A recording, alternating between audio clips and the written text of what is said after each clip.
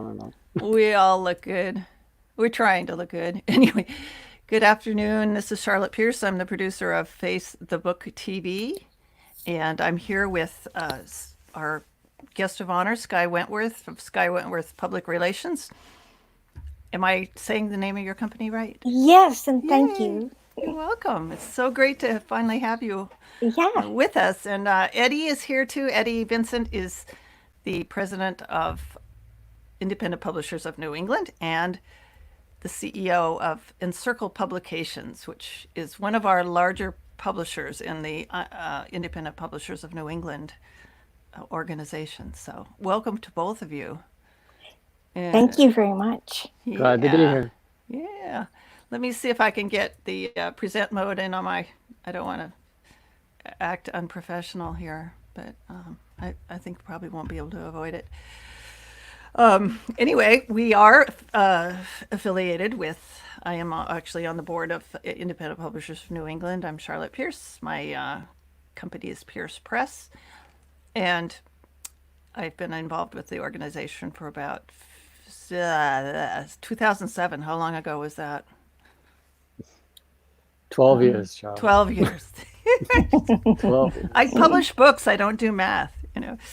But anyway, Skye, you have been a speaker at some of our conferences over the years. And I first heard about you from our founders, Tortoise Isselhart and Pam Finner. Oh, yes, right, Yeah. exactly. Yeah, I've been doing book publishing. I've been a book publicist for probably about 30 years. So Wow. that's quite a long time. I So took Eddie break and I sorry, go took ahead. breaks every now and then and did other jobs. I used to be director of performing arts centers. Oh, so you've kind of been in the sort of public media arena for a while. Yeah. Yeah. And so our topic today is unraveling the mystery of book publicity. I tried to make it rhyme, but Oh, so we thought you would be a classic person or the appropriate person to tell us about that. But but we want to kind of get a little sense of kind of you said something in the lead up when we were talking about the show about the third wave, and I wasn't quite sure what you meant by that. The third wave of book publicity. well, it does in a way. Now that I've been in book publicity for 30 years, it does seem like the first 10 years, that was before internet. Mm-hmm. And so we sent everything to producers and to reviewers by mail. And we were able to really make these wonderful little packages that went together nicely. And people would get open the package and be all excited. So then along came internet publicity, and I was lucky enough actually to work with the first author who wrote publicity on the internet. It was back in the early 90s. And then when I wrote to someone by email and asked them um, for a review, I thought, wow, this doesn't sound personal. It's not like Mm-hmm. you're talking to them on the phone, or it's not like you're sending a nice package with something extra. You wanted to send something out, so I developed a PS. So I might say something really quick, like very short, that says if I'm sending something to, let's say, a newspaper in California. Mm-hmm. I once sent to the San Francisco Chronicle, I said, P.S., we're on the right coast. And immediately they picked up the phone and called me and said, were, oh, come on, were you So the it's I like like that that. line. were you the inventor of that phrase? Yeah, I thought of it when I Wow. started. I thought, oh, I want to write something to this person. The press release sounded so, Mm-hmm. not cold, but Yeah. impersonal. And I Well, wanted something to say, hi, I'm here. Mm-hmm. And I just thought of it on the minute, on the spot. So that was an email, and that was kind of like the second wave. Right. That's the second wave. The third wave really is people are doing a lot more, authors are doing a lot more self-promotion with social media. And things are becoming a lot shorter. Your reviews. Forbes magazine just recently wrote an article saying people don't like to read reviews, they're too long. So everything is going shorter. Yeah. And it's sort of now that content marketing is kind of a big buzzword. Is that something you focus on, or have you always done content marketing? Well, what do you mean by content marketing? Well, taking real experiences and kind of trying to connect with people on a real, like a personal basis in a way. I mean, that's kind of what I think you were doing with your... Oh, definitely. What happens, and I say this all the time, if you're going to promote anything and you're talking to a reporter or you're talking to a newscaster or anyone, be personal. That works the best. And even when you go out, I'd say to sell more books, the best way to do it is by interacting with the people that you're promoting to. Yeah. So I'd say people probably sell more books when they're at a function where they speak, or they're at a convention where they see people and can talk to them one-on-one. And let me ask you, Eddie's gone out and come back. Eddie and I were on last week in our first installment on Publicity, and we were cooking up a couple questions, and we had heard these from people over the years in IP&E. And Eddie, are you with us? But one of the questions was, what's the difference between publicity and marketing when you're talking about a book?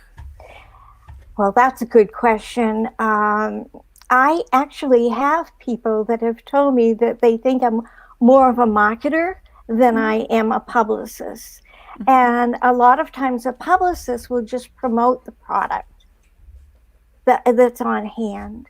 Now, I'm also called one of the most creative publicists people know, because I've heard that. Yes. I think of it. I think of a whole campaign. I think of what's going to sell the book and what people are interested in. I think of the audience at home. What will they pick up on, or what will put your book out in front of all the other books that are published today? So I usually, I actually had an author come to me with a book that's called So You're Cremated, Now What? That's a great title. I mean, how could you go wrong with that? Well, he's an only child. His mom was about to turn 100 years old. Wow. And she said, I was so upset. Your dad died when he was 46 years old. I was so upset with him that I only got one plot. What do? I think I'm probably going to die soon. So he said, I researched.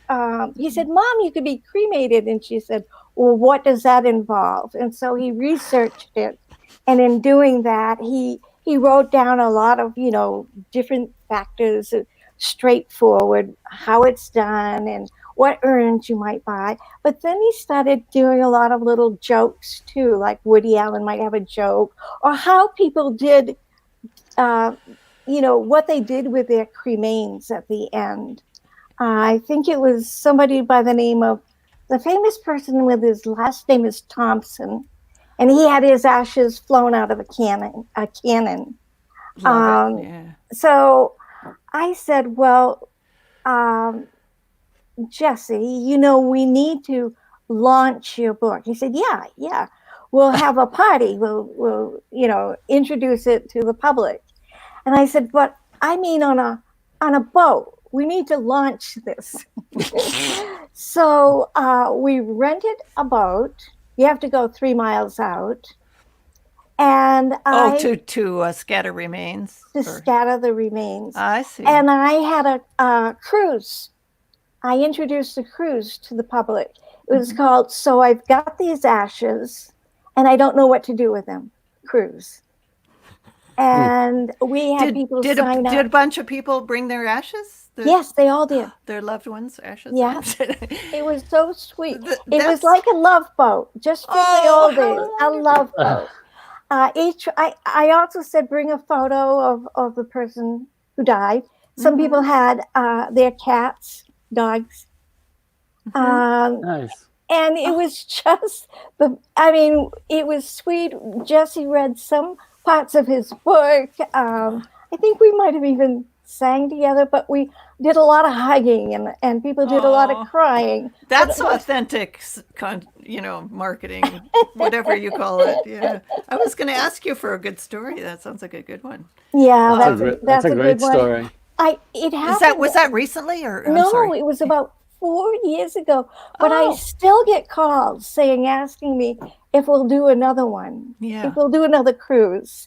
Now, didn't you do one on? Sorry, go ahead. Funeral homes call me. And said, "When's your next cruise?" So it was a big hit, but it was also very touching. And the best thing is that, and it happened here in Newburyport. The best thing is that Channel 5 News covered us going out to sea.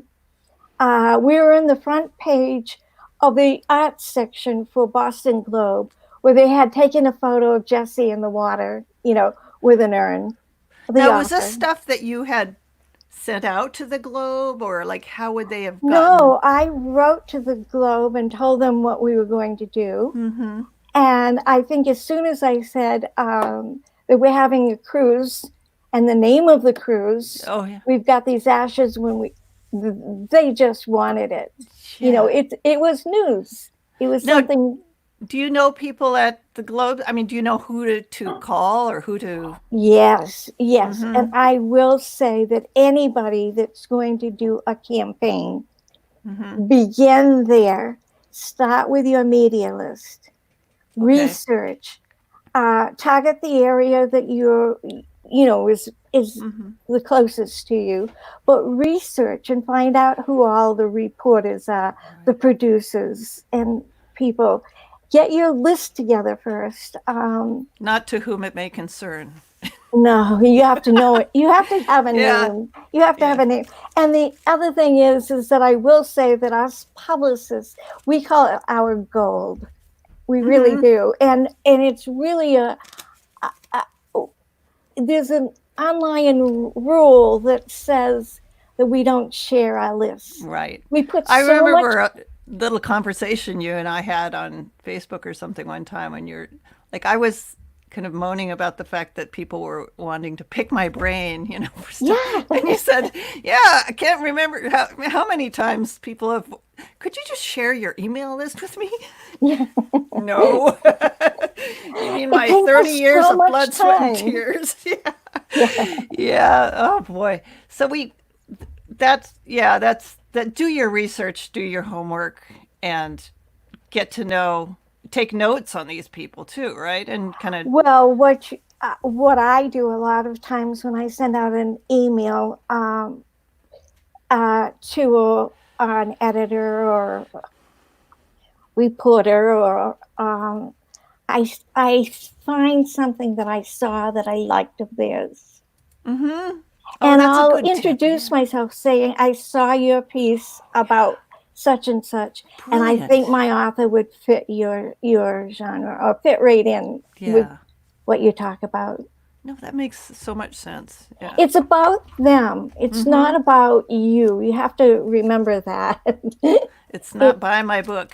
Yeah, it's about when you send something in, think about the radio show, think about the newspaper or the TV show, and think about what their audience is looking for. So you're not going on and saying, I have a new book and this is it. Yeah. Yeah. Well, one question we had is like, I think you kind of addressed it a little bit earlier. Do start with your local newspapers, and Yes. like your Yes. local patch and your whatever. I say start local and spread out, Yeah. because you're going to get the best coverage usually locally. And I will also say that TV shows and radio shows read the newspaper.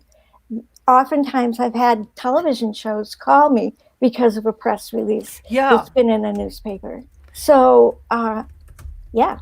And right in the Newburyport News, television station was from Boston, but How still. do you go on Facebook and sort of find appropriate groups and try? I mean, a lot of groups are very they have They don't want you to advertise. rules. Yeah. Yeah. But the thing about it is that I do say to authors, go into those groups that are really a group that you're interested in, what your book is about. Let's say, even if it's fiction, it's going to have some sort of punchline or something that it's about. Go into those groups and you want to learn more about what you wrote about as well. Not just you wrote about, but the subject that you're writing on. Yeah. And or you I could say think I'm that people planning a would new be book very about happy to hear that you have a new book coming out. I don't Yeah. think that that's a big ad type of thing. Say I'm happy that my book has come out and it's been picked up by a newspaper. So be authentic about your interest. Yeah. I know a woman who did historical fiction based in Greece and Rome, and that was her thing, and she wrote these wonderful books, but she put out a blog of what Cleopatra's makeup secrets, or the history of sandals, or things like that, and that was, she wasn't like going out and saying, I've got these cool books by them. It was more like you were drawn into it because of her. That's right. That's right. Yeah. It's like, oh, this sounds really interesting. But another question, the local media, the timeline. Oh, sorry.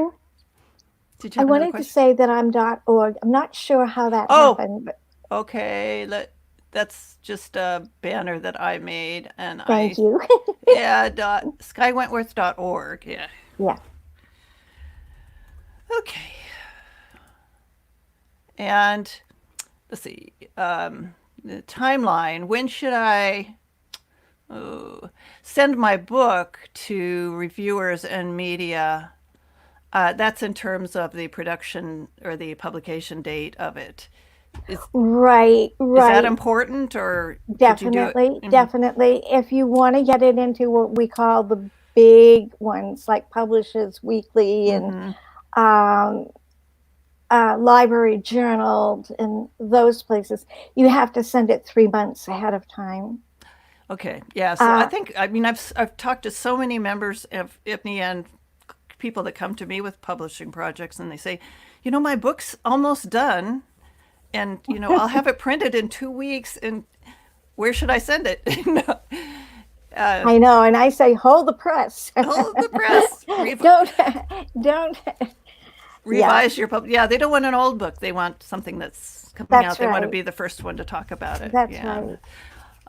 And then always a good one for publishers, independent publishers, is what are some ways to get free publicity, and what should you look out for? Like if you have a book about dogs, should you put it out on, Dog Day or I Love My Canine Day or something. Well, that's the beauty about publicity. It actually is free. Yeah, yeah, that's right. That, by definition, I guess it is. But some ways to get free publicity. Well, let's see. I'm sorry, I should have run these You questions can go. by you. You can do radio shows, do podcasts, do TV, get a lot of reviewers. I always say to my authors, don't be shy about handing out books. I've had authors come to me before and say, well, I can only send out about 10 books. And well, stop right there. You have to be generous. And if you want someone to review your book, send the book to them. Yes, yes, yes. Good plan. Yeah. So how you go about doing that is, as I've said before, you need to build your media list. And when you write to them, you know, you want to send your press release, which is, you know, objective, but you also want to talk to the person that you're writing to. And you can do that by saying, I admire your work, or you could say that this is something that's happening currently, and I think your audience would be interested in it.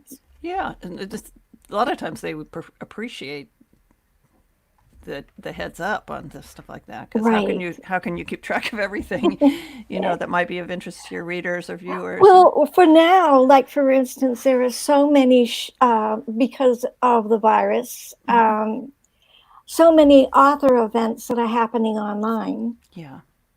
And there are a lot of new companies that are coming forward that are introducing this. And even the publishing companies themselves, every Tuesday will have an author online for a virtual event. Yeah, Eddie actually, Encircle Publications, is doing their author reading. He's going to have 4 authors on tonight. And perfect. This is their second one, yeah. And so that's great. And he's taken the trouble to make it look good, you know, make it have some graphics and make it look kind of polished.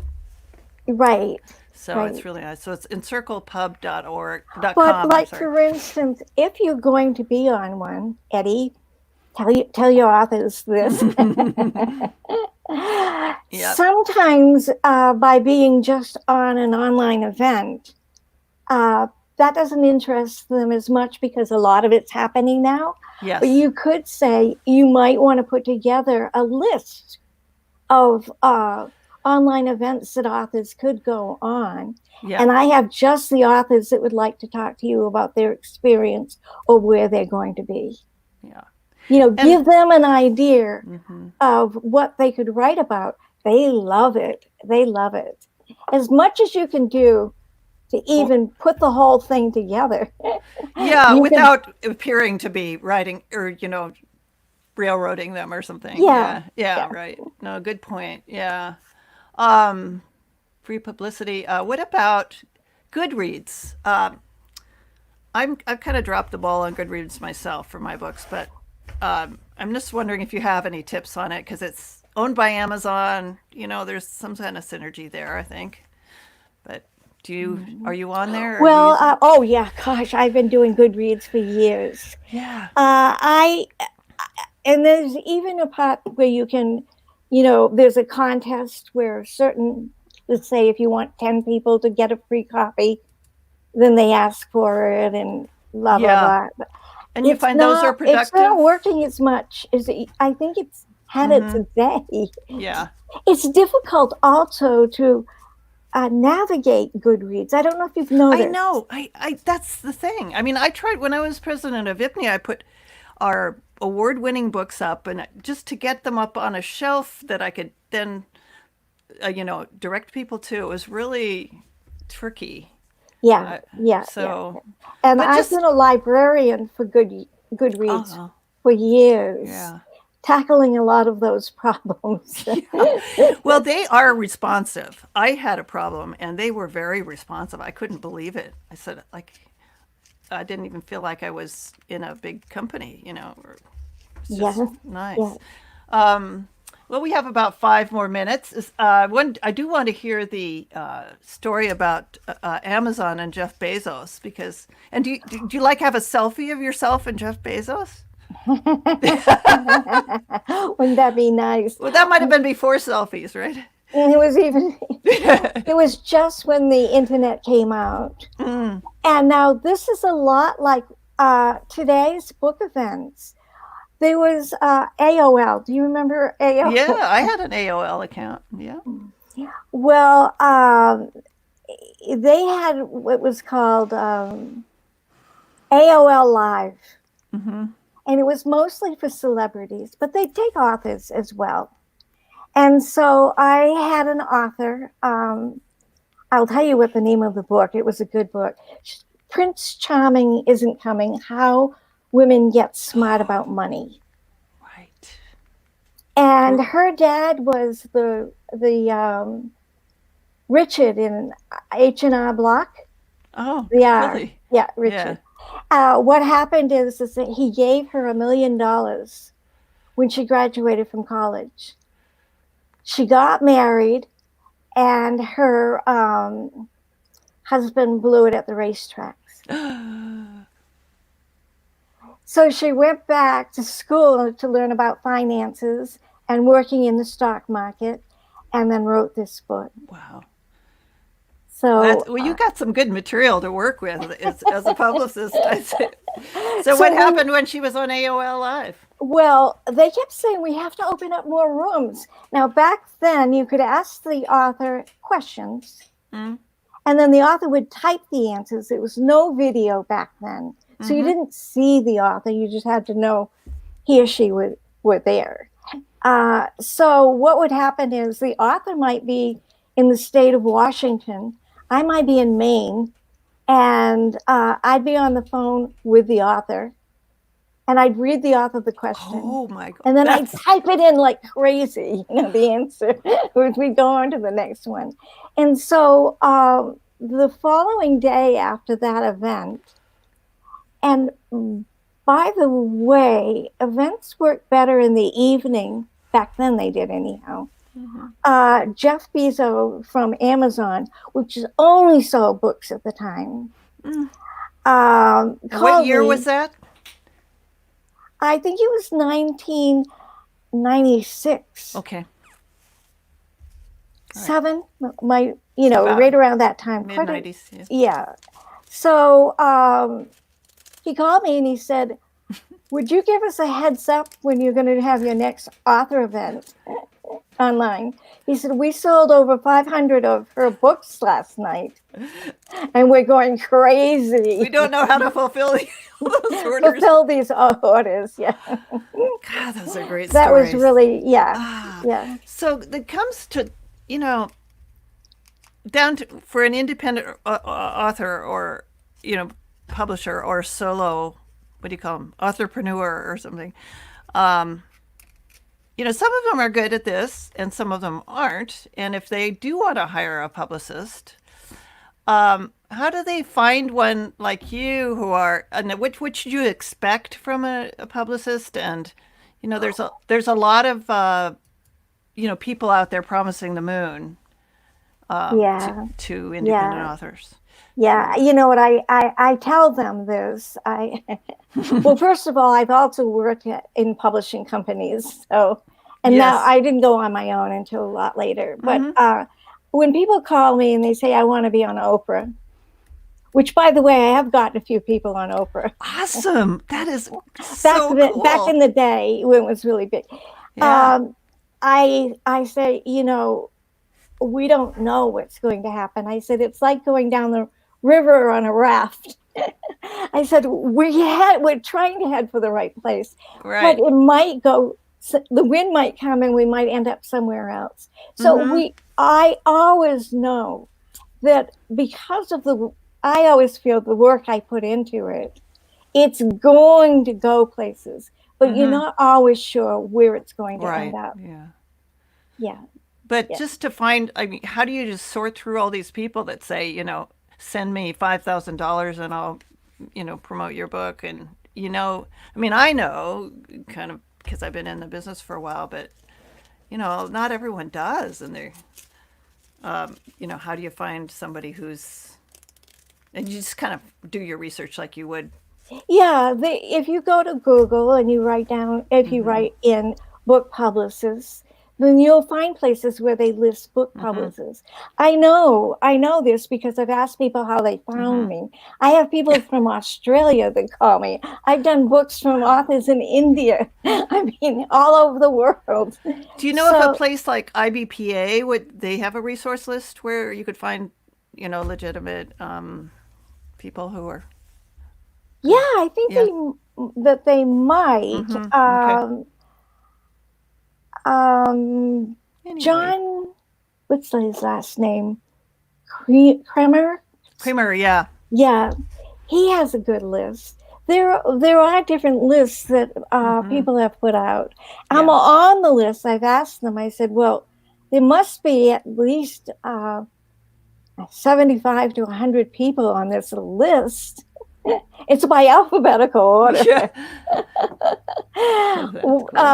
How did you find me? And actually, a lot of them say, we liked your name,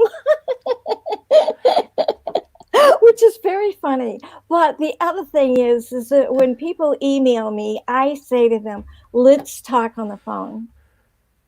And then when we talk on the phone, I find out what really they're looking for. Yeah. Or what they're really good at. A lot of people want to skip radio because, they don't want to be on the radio. So I get a feeling for what they do. Yeah. It's people are reluctant sometimes to use a phone. I know I'm using it more now. I went through a period where I just wanted to do everything by email, but you find that when you call somebody, it's so much easier to make I don't know. It's a nice compliment to the digital, I think. Yeah. Also, I find that if I create a theme, if I find out what they like to do or where they should be, then that helps so much in putting together. I put together a proposal after I've talked with them. I put together a publicity proposal of what we would do. And so I have costs that might be just for doing, a radio campaign or a TV, or I have reviews or whatever. But also I have packages if they want to do just the full gamut, just going in and what if they don't? What if they only have $500 to spend on publicity? Yeah, I like hearing something like that because then I think about where they could go. Yeah. What would really hone in where they could get the best for their, the best places that they should. Then it's really a concentration then. And do you find that people have realistic expectations always, or do you kind of explore them? Yeah. No, never. Yeah. But I do let them know about realistic and how many authors, especially since people are self-published these days, and how many books come out. And do not quit your day job. That's what I've heard. Yeah. I do freelance. I do podcast production and stuff. So I kind of supplement my publishing. I don't publish my own work. I don't allow myself to publish my own work anymore. But I love making people's dreams come true, and it's just it's just so fun. Like when I have a book published, I'll put it under my pillow and I just enjoy it so much. Oh, that's the best. I love that. Just get so much out of it. Yeah. It's true. Listen, we are winding down, and is there anything else you'd like to point out? I can see that we're going to need another session about publicity, but okay, if anybody is listening and there's a subject area that they're interested in, let me know. Okay. I also wanted to say that the Newburyport Literary Festival is happening this Saturday and also on May 3rd, which is a Sunday. And it's a whole day of events with probably about 40 authors. And you need to go to the Newburyport Literary Festival website to register. Yeah, it's one of my favorite events, and this is the first time online, of course, like everything. And I just commend you for pulling that together. I know it's been a lot of work. Yes, it's been a lot of work. But I am going to be there, and thank you for reminding us about that. I just like to say a couple things coming up are, get this out of the way. We have episodes on a marketing timetable, which we touched a little bit about on this episode, whether you should do print or ebook or when, what the sequence might be. Distribution, short run versus print on demand. And we're going to do a episode on Amazon, and then our good old standby copyrights and contracts and all that good stuff. We got some good experts coming up on that. And thank you again, Skye. You're very welcome. It's a pleasure being here. We'd love to have you on the IPNY. We're going to do an online conference in November as well. If you're interested in speaking on that, we'll send you some information. So ipne.org, and Pierce Press is my... is Eddie still here? Eddie, he's in Farmington, Maine, down a little dirt road, and I think his internet kind of went out. It's sometimes it works brilliantly, and then sometimes it's just like, there's some, power pole down or something. So, but thank you everyone for watching. You've been watching Face the Book TV. It's a revitalized, renewed production of Pierce Press, and I'm Charlotte Pierce, your producer, and we will see you again in a couple weeks. We'll let you know what the topic is and where you can find us. Thank you so much. Thank you. Take care. Okay.